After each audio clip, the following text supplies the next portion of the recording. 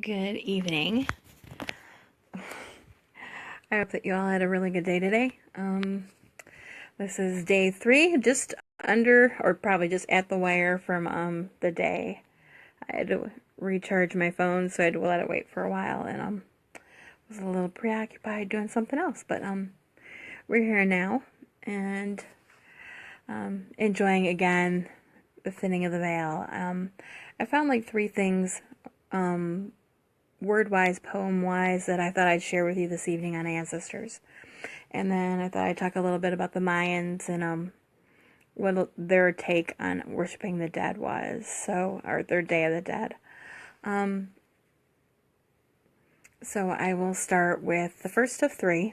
They're not titled, and there aren't authors notated, but I thought they were really, really good for what's going on.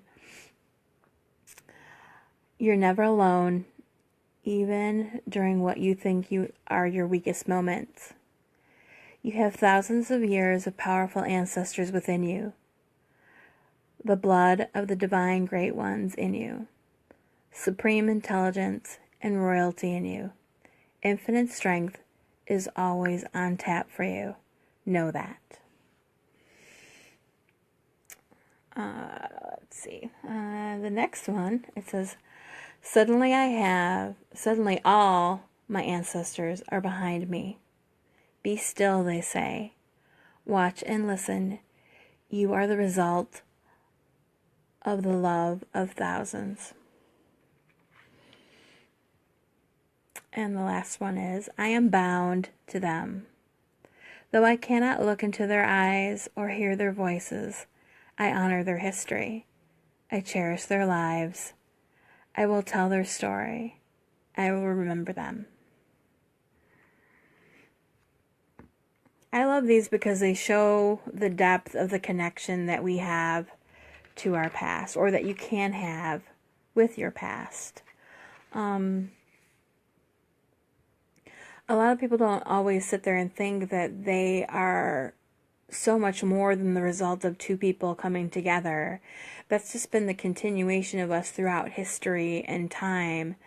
And when you really look at it on that kind of a level, it's really awe-inspiring to think that you are still here because other people chose to procreate and make it possible for you to be here up until this point. And it's really, really, I don't know, it's really, really cool to me. But anyways, I thought I'd touch a little bit on the Mayans. Mayans also too celebrated Day of the Dead, and what I really, really like is they have this, they perceive the universe as like a great tree, and its roots were in the underworld, and its crown in the world of the gods. So it just kind of shows you where it stood. The top of the tree was at the top where the gods were, and the roots were in the underworld. So after death, it's the souls of the departed would travel to the pool of souls that lay at the base of the great world tree. The sacred well that forms part of the ceremonial complex at Chichen Itza was also regarded as an earthly manifestation of this pool. Of souls. Many Mayan rituals from the ancient days were designed to call forth spirits of the ancestors from the pool when the living were seeking wisdom from the dead. There were rituals that were supposedly used that were brought the lords back to the land of the living, and they were performed on special days during the sacred Mayan calendar called Anu days. And there's even some traditions in the Maya where they would visit their cemeteries to pay their respects to the dead on those particular days as well. Their celebration falls kind of along the same lines as when the Mexicans also celebrated their own. One of the other things when they set up their altars is that they use marigolds, which are very commonplace during this time when we set up altars and we go to the cemetery. It's probably the principal flower that they do use when they are setting up their altars. There's stores that open up specifically to vend these flowers during that time of the year, those marigolds. And they say that when the souls were ready to reincarnate into the human world again, that they blossomed into flowers in the upper or the heavenly part of the world tree.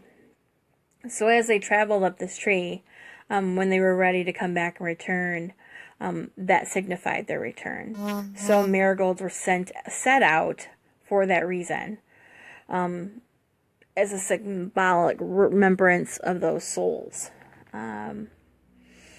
And to the Mayan, the souls of ancestors are everywhere. They especially like to manifest themselves in the form of butterflies. So if you ever go to the Yucatan or some other region down in the Mayan region, and take a trip to the cemetery, more than likely you will find that there are butterflies flying around at the cemetery. Here we go. We're downstairs today, because somebody's watching TV upstairs, like Criminal Minds. Anyways, I love how these traditions actually vary from region to region, and they take their own spin and they do their own things. Like up here, when we celebrate, obviously marigolds are no longer in season. Oh, I was interrupted. But anyways, given the marigolds are not in season here, so mums would be the order. Chrysanthemums would equally work because that's what's prevalent. A lot of times people don't realize that things and customs evolve according to where your location is. Obviously, with me, I don't go to the cemetery to visit anyone. We have cremated remains here in the house. So therefore, going to the cemetery isn't something that I would do. I don't have to do that. I could do that for my grandparents, because they are interred in a cemetery, which is another thing I can do as far as celebrating that as well. A good way to also do it is just to go to the cemetery to clean up their gravestones. If you don't want to seem freaky and hang out at the cemetery and seem weird to people. Sometimes just going and cleaning up the space, planting something, leaving something, if you can do that, a symbol of your remembrance. Something as simple as that is a way of honoring your family. It doesn't have to be this big ordeal, or anything like that. Is a way that you can also celebrate. A lot of times people don't also realize too that when you take the time to keep your ancestors in your home, because sometimes a lot of us have a certain spot that we keep photographs, whether it be on the wall or a special table where we have all of our family collected, that in essence is almost as if you were having an altar in your home, paying respects and honoring your past. And it's the same thing. You don't have to get formal. You don't have to light candles.